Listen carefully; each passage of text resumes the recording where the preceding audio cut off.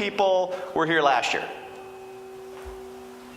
Wow, that's not bad. Blizzarding out, the wind, the snow, lots of alcoholic beverages for those who stayed. It was a great event. It was a great event. So, okay, well, we've got a busy day. I'm assuming everybody got their booklet when they came in this morning. You'll see the agenda in there. We've got some housekeeping items this morning before we really get into the content. So without any farther ado, let's get rolling. So I want to start the show off by introducing our one and only President of Network Center, Ben Carlsrud. Thanks, Brad. So I'm going to be doing the house cleaning stuff. I want to say thanks for everybody for showing up. No other this year, like Brad said, and like he said, last year, less people, more booze. It was a very good time. So I'm not really going to be covering any of the smart stuff because there's way smarter people here than I am. I got the title president, but I'm not entirely sure what I do anymore. So I'm going to get you through the first part of this. So I'm going to kick off. Thank you to the sponsors. There's a lot of vendor sponsors that we couldn't do this without them. So we're gonna, that's right, I got the clicker. So Brocade, there we go, Checkpoint, Cisco, Exagrid, FR Secure, IBM, Microsoft, Veeam, Video Guidance, Dell, Edgewave, ESET, Lenovo, Parallel, Parsec, and there's a lot of these. Zixcorp, gotta be Z, so it's gotta be the last one, right? Nope, Pernex Data. VMware. Now we got the agenda. So, like I said, the vendors that I just read through, they're gonna have some time here up on the main stage to kind of kick things off around the lunch break. As the agenda, as you can see, pretty fun, full-packed day. 8:45, Gary's going to get up and give you an update on where they're at with connectivity in North Dakota. At 9, Brad and Brett and Ric Todd and Gary are going to get back up and wow you with what's going on, what we're looking for in 2015. Breakout sessions, you've got your book, so you'll kind of see there should be 4. So one will be in here, 3 other rooms. So you can kind of figure out which ones you want to see. And all of those vendors, even if they're not up on this stage at some point in time, there's a bunch more that will be back in the room right next to this one. So swing by, talk to them. The map, tweet, and you can win some money. Everybody likes money. How many people actually tweet here? That's not that many. I bet if you had a flight, say like last Wednesday, and it got canceled for no apparent reason, and then you flew out Thursday morning and it got delayed, and another flight got canceled, and you missed your connecting flight, I bet you would tweet United, because guess what? My wife did. And she tweets. I don't ever tweet, but hey. Visit these exhibitors. So granted, we're well past 8:30, but then 4 to 5, and during the social and that kind of stuff. And then for the pre-registration, there actually was a prize, and there actually was a winner. It wasn't just a way of trying to get some people to register, and then this fictitious thing never happened. So Michelle Sudell, are you here? She is not. Well, I bet we knew that before this morning. Angie. I'm kidding. Oh, all right. So there's a lot of Network Center people here. Can you stand up, except for the guys in the back that are standing up, sit down? That way you can pick them out. So this is who you kind of want to catch throughout the day if you have any questions or anything like that. Certain individuals are experts in certain areas, and you know, if you ask me something, I'm going to point you in a different direction and get you hooked up anyway. So with that, thanks for coming. Angie in the back, thank you. If you can pick her out, she's the one that gets all of this stuff together, does all the coordination. Emily, right there. The lights aren't as bright this year, thank you, by the way. Last year, I came off with almost 3rd-degree sunburn, so it was a good deal. So turn it back over to Brad, and thanks again for coming. Thank you, Ben. Well, you said you weren't really sure what you do as the president. Well, let me tell you, when you're the president, you get to give away TVs. When you're not, you get to do all this other stuff. All right. So, last year, we had Gary Inman come up and discuss the Dakota Fiber Initiative because it impacts all of us. That hasn't went away. It's actually gotten bigger, and I'm sure many of you, I don't get to steal any of his thunder. I promised him I wouldn't do it, but if you've been watching the news lately, there's been some huge advances in that. We're going to be talking about the cloud significantly this morning, and it's because of that it's really changing business and the options that we have available for us as we move forward. So we thought it would be appropriate if we made sure everybody was updated on where the Dakota Fiber Initiative is standing today. So I would like to bring up for the first time today, because we will see Gary again later, I would like to bring Gary Inman, the CIO from Bell State Bank and also one of the leaders of the Dakota Fiber Initiative, to get us updated on where it's at today. So please join me in welcoming Gary Inman.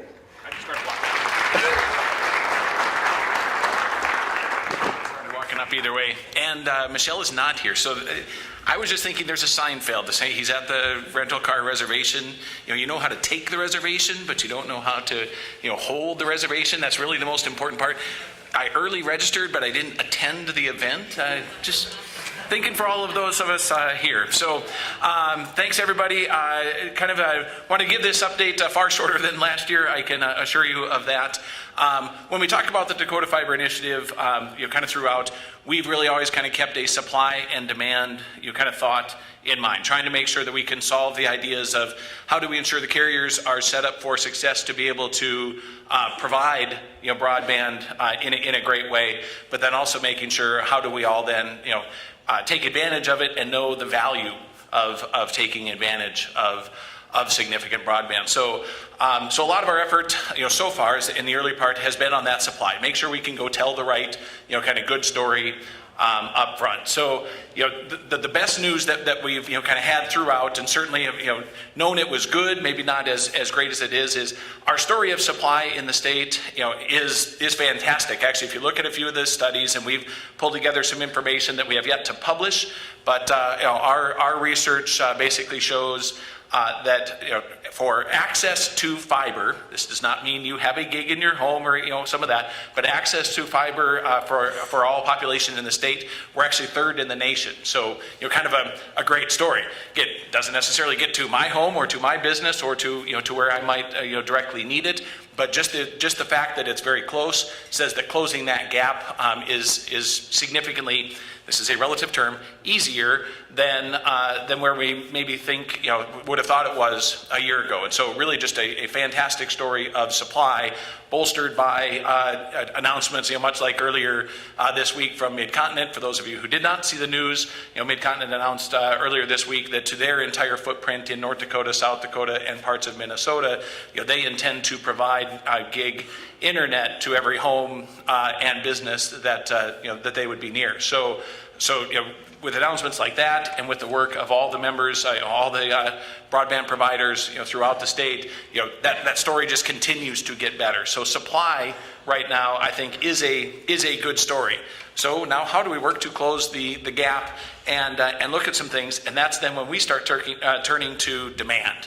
And how do we make sure that each of you, know the value that you get, understand the cost? None of this was ever thought to be free. But how do we then start to make sure that the people really understand what could they do? So earlier this year, speaking of Twitter, maybe not the most used hashtag of the last year, we started a little campaign of kind of a hashtag if I had a gig.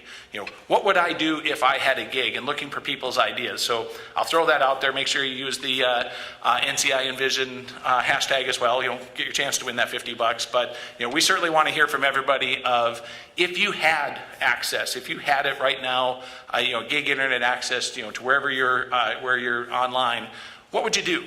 And again, we want to find those great stories, things that we can then go use and build the opportunity, build the value opportunities, and build the messaging to make sure that we're telling the stories of the great things that happen right here in the state already that you may do, and then look at what are the next things that we could do. So this value proposition and this idea that how do we make sure that you understand that it might be pretty expensive right now to get a gig, that those costs will come down. But if you can build the next hour, complete the next project, do the next thing with the time that you would save across yourself and all of your staff, what is that worth to you? So if you can close 2 or 3 more projects, bill another 8-10 hours a month, it certainly goes to really close that cost gap, that value gap that you may have. So really trying to make sure we hit that demand point, I think, going forward. So the actions that we're taking right now, just to kind of get this to what do we go do over the next several months. Things like the Midco announcement and other different things, it's not the end, it's not the beginning. I've had kind of a few questions even at that announcement that, hey, are we done? Is the Dakota Fiber Initiative, do we need to do this anymore? And the answer is yes, we need to keep going. The answer is not done. Yes, we need to keep going, and basically be able to go build on top of all the work that had been done. The billions, literally billions, spent up to that point. The investments, kind of tied to something like that, and all the future investments that need to be made. We need to keep, trucking down that path. So, 3 things that are going next as we build into the legislative session, coming up. We have 4 primary pieces of legislation that we are trying to tie together to advance infrastructure in the state. The first is making permanent a tax credit that is available to carriers as they make investments that they need to make to get the backbone in place. This is a tax credit that gets renewed every couple of years. We're just trying to say, let's just make it permanent. Let's just make sure that we don't have to go fight that particular fight every 2 years. Let's get that done. So that one seems to have quite a bit of support, and we think we'll get that one done. The second set, there's really 2 in there, is trying to identify bandwidth as infrastructure and getting it kind of on par with roads and energy and other different things that you think of when you're building out a new area to be developed or different things that may happen. So there's 2 different bills that we'll be working on there, but again, really trying to get bandwidth as infrastructure so that it can get access to the same types of interest loans, other different programs to municipalities and other government agencies so that they can build that out. When they're building a road, are they putting in the right conduit? Are they doing the right different things that happen when certain other construction projects are happening? And last, and kind of the big reach that we're going for, might be a little harder one to get, is a tax credit that really to all of the people on the demand side, to consumers, to businesses, that says if you normally pay $500 a month for your bandwidth, but you're going to have to spend another $1,000 a month to be able to get to a gig or get to some extremely high bandwidth. Can we get you a tax credit for that difference? So you do need to buy something to get something, but trying to make it easier for you to be able to get at high-speed internet and again drive that demand side from the consumer end versus the supply end. So a couple different things in there. Second is again just telling the story, just out at events like this, anywhere we can, finding those opportunities. And then lastly is really trying to find additional partners, additional folks that that share this same goal, share this same concept, and how can we both help them, have them help us, and together try to drive this much faster than we might otherwise on our own. So with all that, that's my 5-minute talking very fast version of this. But want to offer up that if you go to itcnd.org, IT Council of North Dakota, itcnd.org, you can sign up for our TechWire newsletter. As we get into the legislative session, as we are looking for help in going to tell this story, talking to legislators, trying to get these a few of these bills passed, we will be looking for assistance, and certainly would love your input into your legislator to be able to help kind of tell that story and drive the work that needs to be done. So I'll be around here for the bulk of the morning with any questions. Certainly come up, email me, tweet me. I think it was up there at Inman, and we will certainly see what we can do to continue the Dakota Fiber Initiative drive. Thank you. Thank you, Gary. Excellent. I was just thinking, if you could get a gig to my desk, I am guessing that all my Facebook videos that I've been watching lately, and my eBay bids, and my fishing reports, I'm thinking I could be a lot more productive. So if we could get that done, I could tell you over the next year what that means for me. Okay, in all seriousness, it is a big deal. As we're going to hear more in the next hour, we're going to be talking a lot about the cloud, and this is just so important. And that's why when Gary spoke to us last year and got up here and told us what they were doing, I think it's really opening a lot of eyes. And then when you see the announcement with Mid-Continent, I think it's probably a marketing ploy, but whatever. I think it's great that they're going to listen to the consumers. It means a lot for all of us in the room. So, okay. All right, now I get to go through some slides. So there's some reasoning behind here. Let's see, down below here. Here we go, great. Now you told me the green button. Plug it here, I love putting people on the spot. Okay, so really what happened with this is, as Ben mentioned, we have a whole bunch of smart people. They needed someone to kind of set the stage. And they needed someone to do the dirty work and the homework and all this other research. So they said, Brad, we want you to go back and talk about the year in review and then kind of open it up so that we can come up on stage and look really smart and brilliant. And I'm like, well, I can do that. That sounds easy enough. So I went and I opened up PowerPoint, and that was fun for me. And I typed in a bunch of stuff, and then I went and I saw Emily in the back, and she said, well, Brad, you screwed up every single template, every single font. You have it was bad. Okay, so now they kind of took away PowerPoint from me. And then they asked me about my content. And I hadn't even got to the content yet. I was still just playing with PowerPoint. And then I'm like, okay, so I started researching. I just started lots and lots of research through Gartner and CIO and a lot of forums that we all follow. And I started looking into where the attention's going and what got demand and what piqued interest of our customers. And wow, it was really exciting. A lot of it was consumerized, right? A lot of it was devices and things that my kids are asking for Christmas. But then I got some real good, valuable information about the business. So then I took that information, I went and I talked to Ben and the team, and they kind of giggled because they already knew the answers.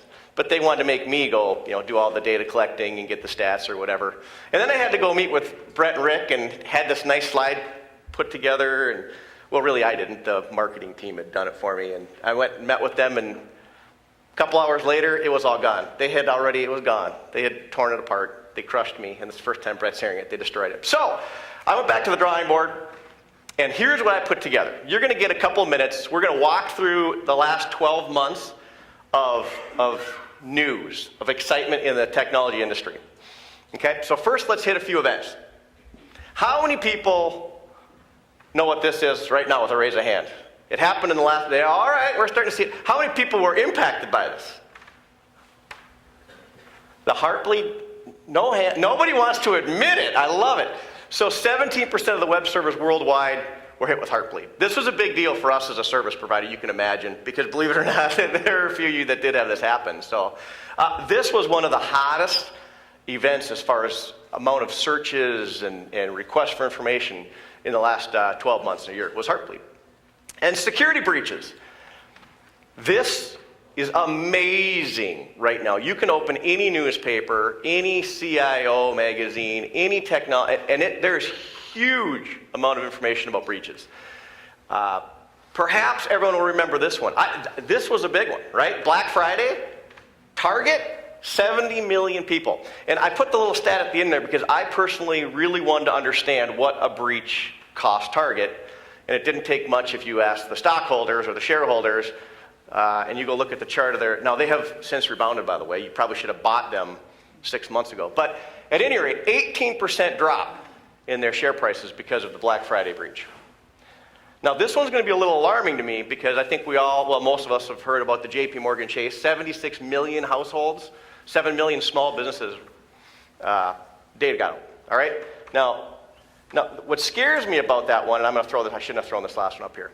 There were more people interested, concerned, and worried about Twitter and Facebook being hacked than were about JP Morgan Chase. So that's kind of a frightening fact to me. If JP Morgan Chase gets hacked, data gets out, security breach, but yet more people are worried about Facebook and Twitter, and God, someone might have saw my picture of my dog and got taken. So, and then this does hit home locally. Now I don't want to spend a lot of time on this locally. We're not up here. I tried to avoid. Hopefully most of our customers aren't up here, but This hit home locally. It's not just nationwide that this stuff happens, right? So our local newspapers were pounded by this as well. There was interviews conducted. What did it mean for our local Hornbacher stores when nationwide? Did they lose data? So this stuff is all over in the paper. The media feeds on it because they love negative things, right? And they just fed all over the security breaches.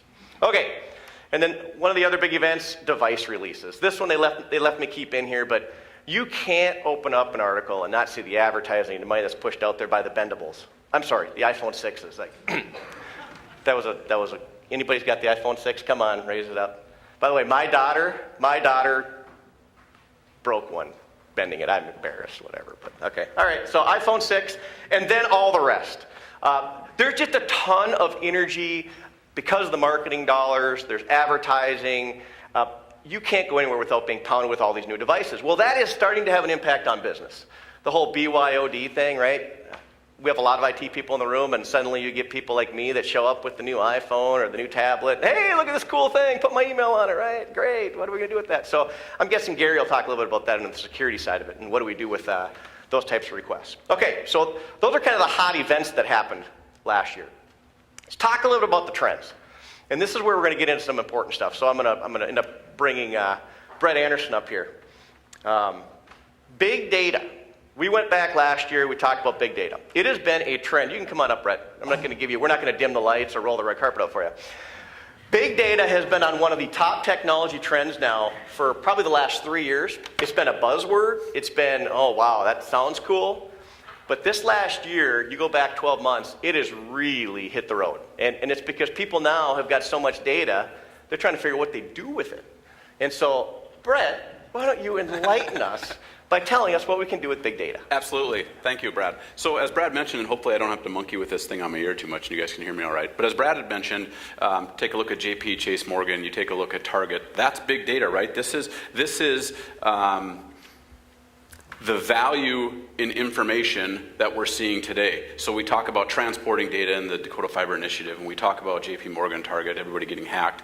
It's the data piece that they're looking for. So what is big data? It's the ubiquitous term. It's kind of like internet or cloud. It means everything, but it really doesn't mean anything until you start talking about it and get specifics around it. So there's a spectrum with big data.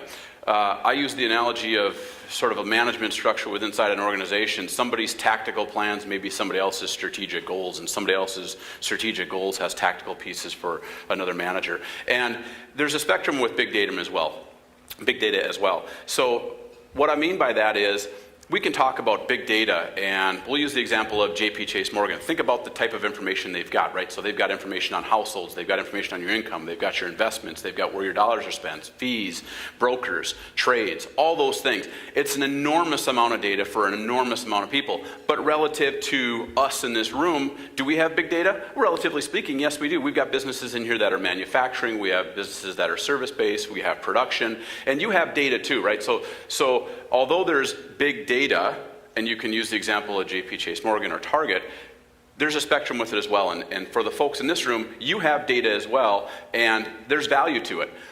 And I'll use the term valuable data. So I'm going to take big data, and I'm going to throw it away, and I'm going to use the term valuable data, because it's all out there, and you're collecting an enormous amount of information. And what is that value?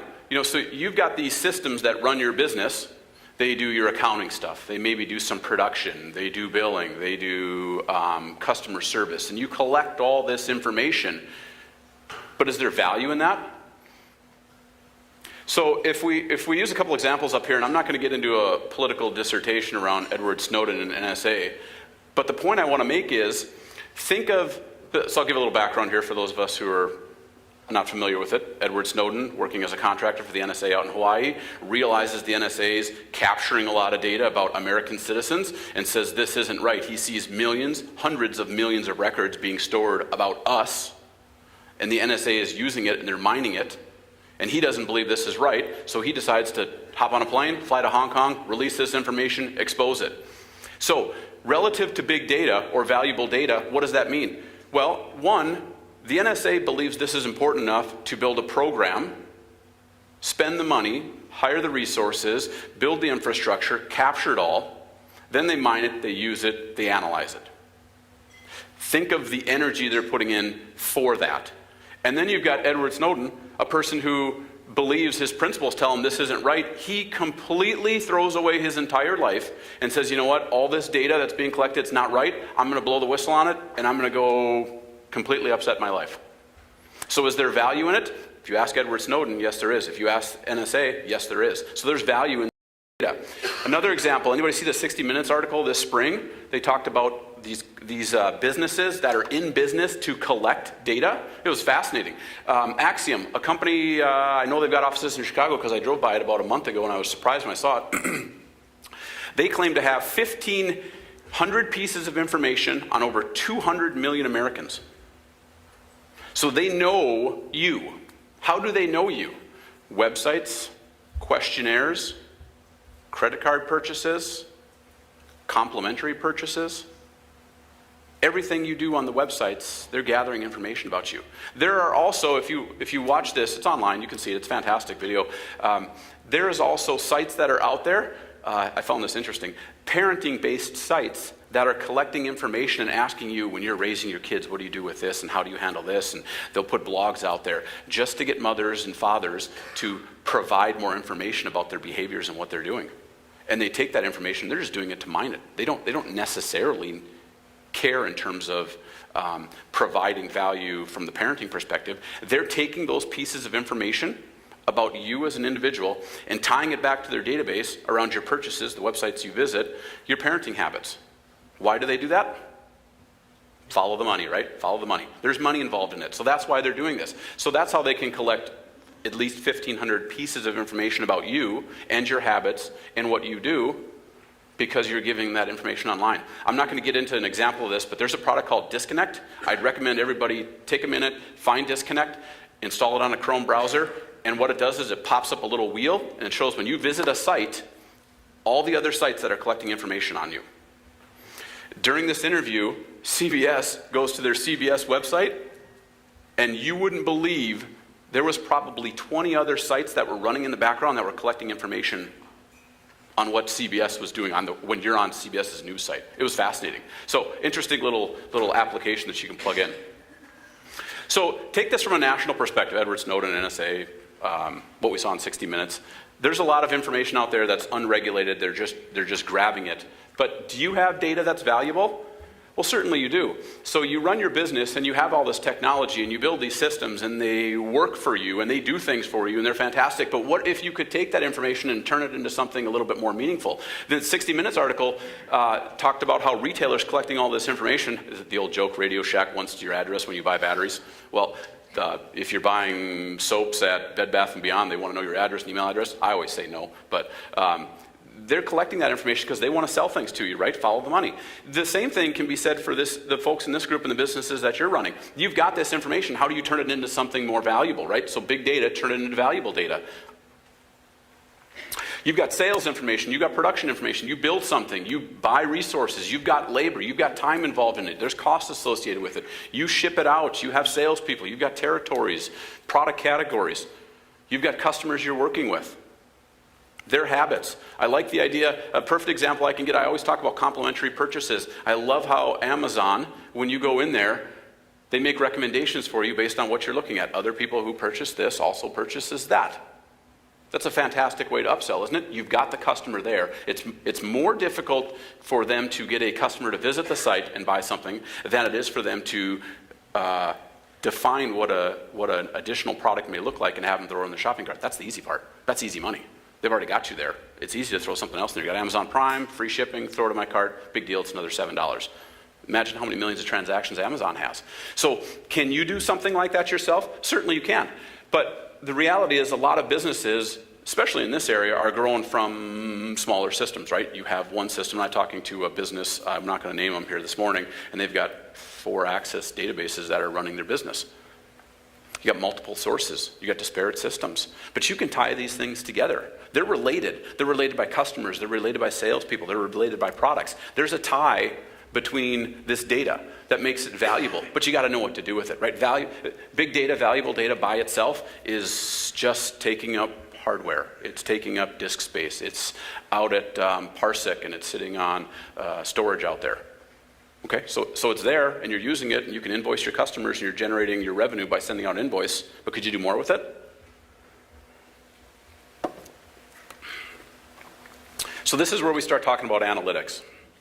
And analytics, here's another ubiquitous term. It means everything and it means nothing until you talk about it a little bit more. So there's a lot of things I'll lump together in this discipline around analytics. And they're listed up there: business intelligence, online analytical processing, data mining, things like that. So it's taking your big data, all this stuff you have, your valuable data, and doing something with it. You know, it's different than traditional reporting. And I'll go through some of the differences, and I'll actually go through a demo and show you guys how it looks and how it works, because it's conceptually, it is a lot different than what you're used to doing in terms of reporting. But it gives you the ability to interact with your data. So instead of printing a report and you get a piece of paper and it comes out and you're looking at it and you say, this is great, but I got a question on this. You have to go back, build a report, rerun it, then you get the report and you look at it.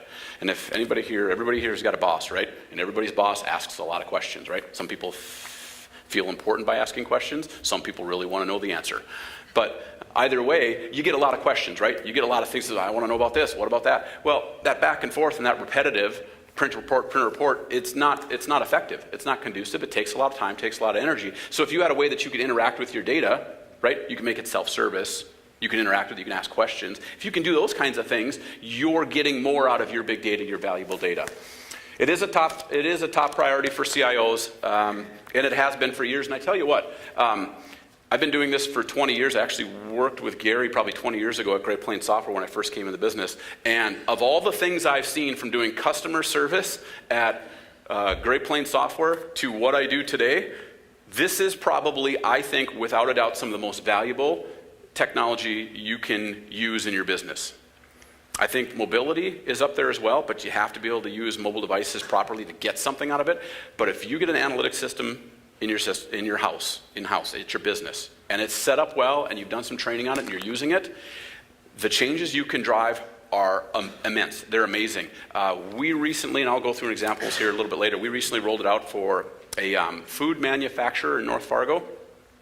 And with a simple, I think this is a lot of money, but I'm going to tell you, with less than a $15,000 investment, which I think $15,000 is a lot of money, but he calls it a game changer. This is the most important thing they've done in several years in terms of their business. And I'll talk about specifics around that. But so in the last 20 years, analytics, and I've been doing it for probably 10 years, different customers, it's fantastic. And I'll show you what it looks like here in a little bit.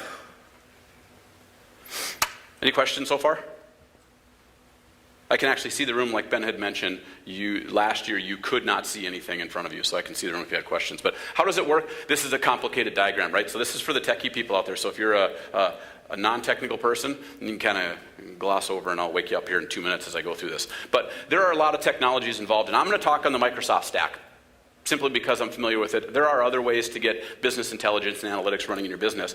But the idea behind it is you can have multiple sources. So you look on the left side of the slide here, Oracle databases, Access databases, even Excel tables, things like that, where you can grab these and pull them through an ETL process, extract, transport, load. You grab all these pieces together, you establish them in a data warehouse, this middle SQL Server DW that you see there, bring them into one spot, so you're simplifying it, you're tying it together, you are focusing what you want to report on, and you're putting it in a data warehouse, so you're not accessing the transaction databases anymore. You're putting it in a data warehouse, and the beauty comes into it at that next step where you see the cubes.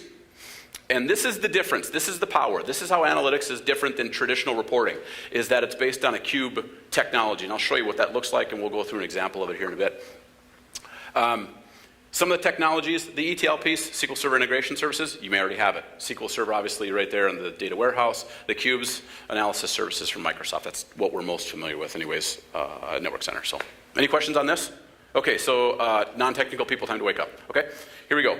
This is what it looks like. So, unlike a table that has rows and columns and millions of records, and you scan through it, and you use the indexes, and you find what you're looking for, cubes are different. They take the data and store it in a multidimensional function, and it is like a cube. Okay, so because I'll use the example here in the lower right corner, if you guys can see that, where the number is and I'm 43, so my vision isn't great, 580, and you'll see the measure of packages in the lower left corner. So that 580 represents the number of packages that this fictitious business has shipped. You can see that 580, that's the value, that's the number of packages that have been shipped. Whether you look at it in terms of the source, where it come from, what hemisphere, or you look at the route it took in terms of non-ground air. So instead of scanning through the tables and pulling all this information every time you want to find out the number 580, just because you're looking from a different perspective, it's the same number and it already pre-aggregates it for you. It knows the relationship of your data. It knows how you want to look at it, and it builds the number for you. So it's faster. Questions on this? So some of the benefits, I've kind of referenced them here a little bit. Multi-source. So you can take multiple sources, Excel, Access, Oracle, another SQL databases, multiple SQL databases, pull them together. Self-service. This is the power of it. Met with a business this spring and we started talking about their pivot tables. And so, well, I just build these reports. It works just fine for me. And then I send it out to these 5-6 people, and then they ask me some questions on it, and I build another pivot table and I send it out to them. I said, man alive, let them do it. Right? They already know what they're looking for. They just want the information. Self-service is powerful. Get it off your desk. Don't sit and build reports for half of your day. Build a tool, give it to them, teach them how to use it, and walk away from it. You're driving intelligence from one person to everybody. It's fast because of pre-aggregation. I mentioned that example of 580 packages. It pre-aggregates the data. It's as real time as you want it to get. If we go back up, and I don't know if I hit the red button, if I'll go up 2 slides, but I'm not going to try it because I'll probably end up crashing the whole thing. But if you remember the way it was laid out, coming from your sources to the data warehouse to the cubes, you can specify how frequently this updates. The business up in North Fargo, they do it just once a day, which is just fine for them. You may want to do it 3 times a day. You might want to do it twice on Friday because you've got a board meeting that's at noon and you want them to have them, as they're using it, to have the most recent data. Set up the frequency. Analytical, ask questions. I think this is the most powerful piece, and there's a slide when I get to the end of this analytics discussion that kind of lays out how this works. The folks that are in leadership positions and are making good decisions for the business are analytical. They ask questions. They want to know more. And if you can give them this technology, you can give them the power of the tool, and you can let them do this, they can answer their own questions, right? And that's when you get the multiplier effect in terms of multiple people using it, multiple questions getting answered. And you're not hitting your transaction databases as frequently, depending on how often you sync. So rather than a reporting solution that goes right to the single database and it bogs things down and, oh, you know what, don't run that report because I got to do invoicing today. You don't have to worry about that stuff. It takes it offline. Questions on this? Let's run through a little demo here. I want to show you just how it works. And knock on wood, the connection here is pretty good and I can get logged in.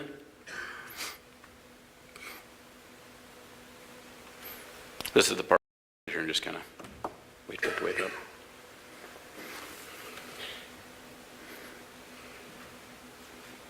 All right.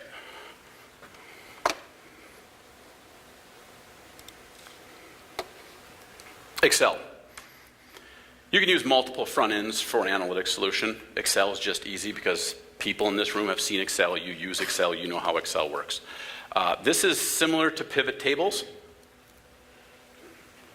Who here has used pivot tables before? Probably a lot of people have used pivot tables. The difference between this is, instead of loading all your data up into your Excel sheet and having a 2 gig file that you're emailing around, this is just going to be a live connection to my analytics database. Okay, so the data is actually hosted in Parsec, in Billings, in a data center, and I'm using the Wi-Fi here in the building. So if the Wi-Fi is slow and frumpy, we'll have to wait for Midco to get gigabit to the building here, but next year it should be fantastic. But I think it's pretty good. So bear with me here. I'm going to establish a connection to my data. It's going to hiccup the first time when it goes through some security checks. Data.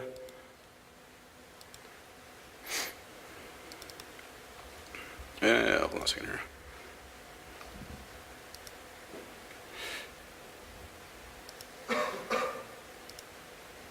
Here we go.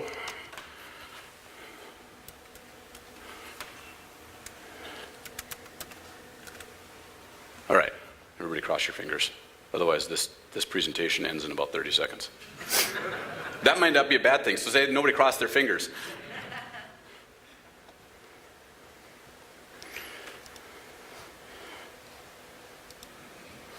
Here we go. So I got pivot table fields on the right, live connection to my data, hosted at Parsec. This is the sample company that comes with analysis services from Microsoft. This is a company that sells bicycles and bicycle accessories, gloves, helmets, road bikes, mountain bikes, things like that. And the beauty of it is how easy it is to work with, right? So if I want to, and this business actually is, they sell two different ways. They sell over the internet, they sell through a reseller distribution channel. So we can take a look at statistics or numbers from those two perspectives over a particular time for particular products or categories. Not unlike a lot of the businesses here in the room. So let's go through an example here. If I wanted to know, for instance, what my internet sales amount has been, grab it, pull it into a value. Here we go. $29 million is the pre-aggregated number in terms of sales I've done for this business here. Obviously, this number of itself doesn't have a lot of value. Now we start getting analytical, right? We start asking a lot of questions. Let's say I want to know this by product category. Kind of search through here a little bit.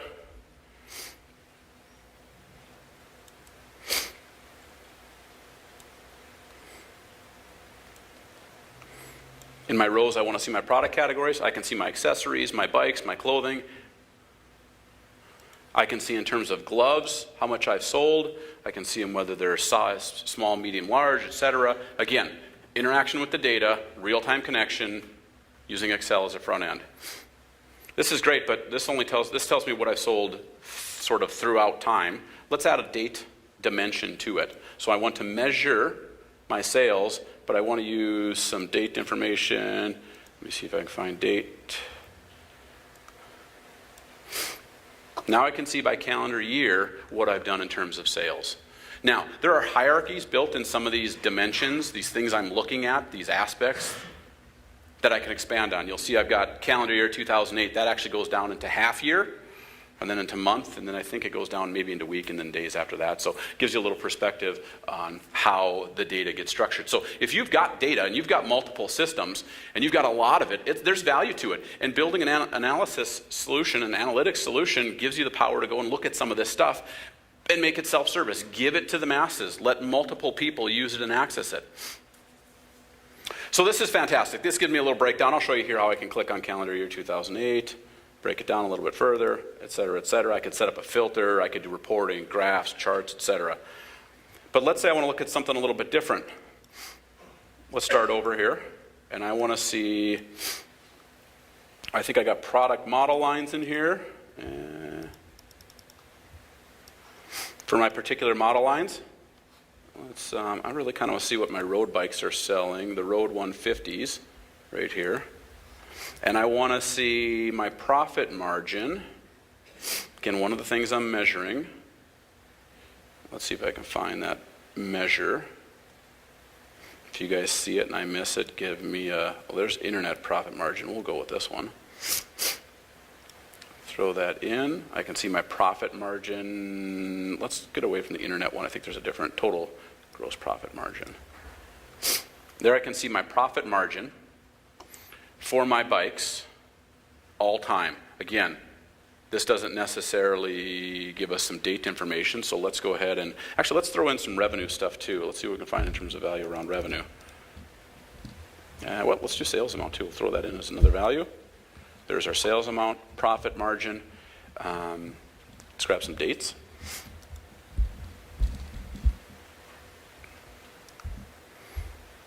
I'm going to set it up as a filter because I just want to see a particular date. Let's just see what's going on in 2008.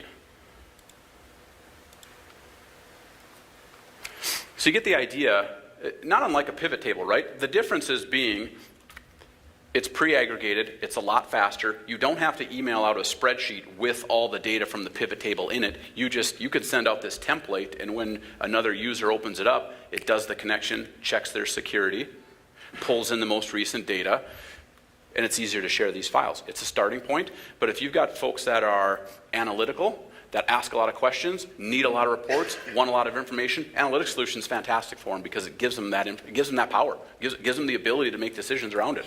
Any questions on this? And hopefully you don't ask me any questions around the particular data because it's a sample data. I'm not super familiar with it. Yeah?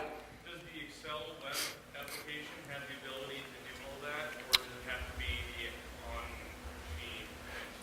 So the question was, does the Excel web have the functionality to do this and support this, or do you have to have a desktop version? Correct? So you're talking Office 365? I'm using the Office web apps within SharePoint. I have not tried it. I would bet it does, though.